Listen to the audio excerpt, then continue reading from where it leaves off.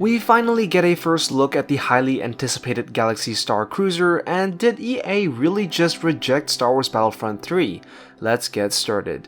The Galaxy Starcruiser is currently set to debut on the 1st of March next year, and the project is promising a whole lot for Star Wars fans and guests alike. The idea behind the Starcruiser is to allow fans to live out their fantasies in the galaxy far, far away, promising an immersive experience with plenty of roleplay and storytelling. And given that the whole environment is meant to live and breathe the Star Wars universe, it's really no surprise that everyone's a little curious to catch a glimpse or two inside. And so recently Disney has given us a small peek at a few highlights of the cruise, namely the Lightsaber Training facility as well as the command bridge of the cruiser. Take a look. Welcome to the Lightsaber Training Pod. So excited to have you here. This looks unbelievable. We have been working on this experience to have a whole brand new way for our guests to experience this ancient art of the lightsaber. Can I hold that? Absolutely. That's mine? Please, Okay. please. Okay. This is for you. So do I turn it on or Go what, for what it. do Right, I do here? right there. Oh. All right, so I'm So standing right you're here. right there. I'm facing Put your here. face off against the remote.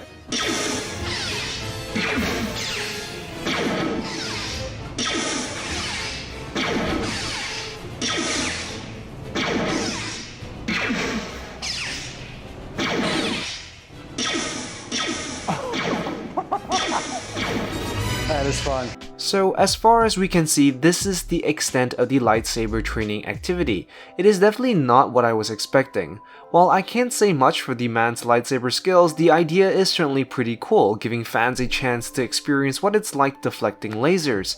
I also did notice that the lightsaber is not retractable, most probably due to the necessary technology and sensors needed to react when the lightsaber comes into contact with the light. But in all honesty, I have to say it's a little bit lackluster. The idea is cool and all, but it kind of falls a little flat, assuming this is the full extent of the activity. It's not that the activity is bad, it's just it lacks kinda, well, everything. I think what would have been even better is that if we've got a moving device that shot lasers at you, much like the one Luke trained with in A New Hope, so that the experience would be a little bit more immersive, and gives us fans a taste of what it would be like training as a Jedi. Next up, we have the command bridge of the cruiser, so take a look. Bridge of the Halcyon Starcruiser. This looks so cool in here.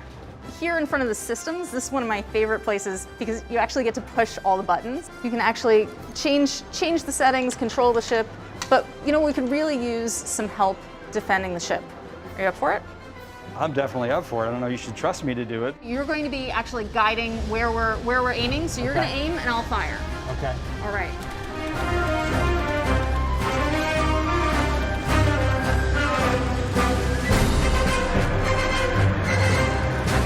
Last thing to do, you want to take us to hyperspace?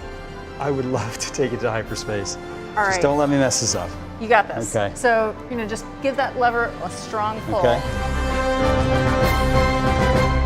So the whole setting is pretty immersive. I really like the design of the deck, and making all the buttons on the console pressable goes a long way in making things a whole lot more believable. Defending the cruiser from the First Order sounds like a really fun experience, and the fact that you have to collaborate with others is probably going to make for some pretty fun memories. You can sort of imagine if the deck was full of people doing the same thing and cast members role-playing in the background. It would definitely make this a super intense and exciting experience. I will say that the graphics used for the game could be a little bit better. Taking a step back, it kinda looks like an arcade game, but that doesn't detract from the fact that this is still pretty awesome.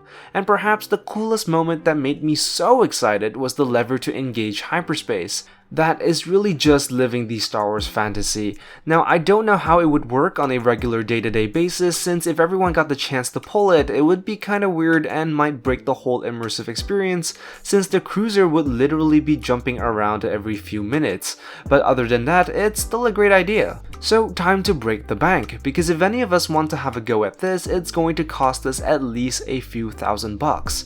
Yeah, man.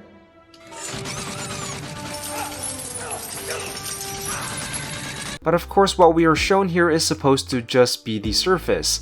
We will only know when it debuts if this experience is worth it or not. Regardless, it still makes me grin like a kid every time I visit the Galactic Starcruiser website. Because let's be honest, for the most of us, this is probably the closest we're gonna get to a Starcruiser experience.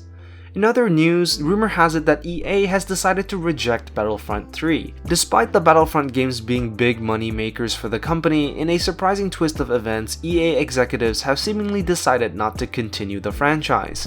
By now, everyone is more than aware of the disastrous launch that Battlefront 2 faced, which in all fairness has been turned around to provide a legitimately wonderful experience.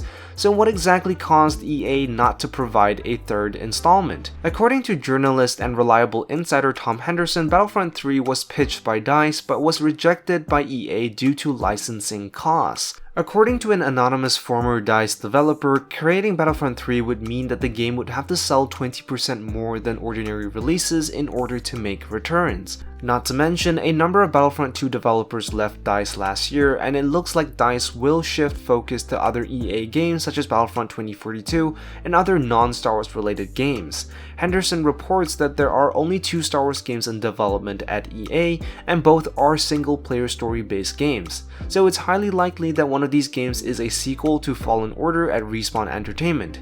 It should also be noted that last year rumors emerged of a Star Wars Battlefront spin-off set to be developed by EA Vancouver and Criterion Games, but that went on to be cancelled. And in 2019, DICE said that they had no plans for Battlefront 3 due to the popularity of Battlefront 2. Given EA's record of failed promises, cancelled Star Wars projects, and questionable track record, it doesn't really come as a surprise. At least I wasn't, but it still doesn't change the fact that I am still somewhat disappointed.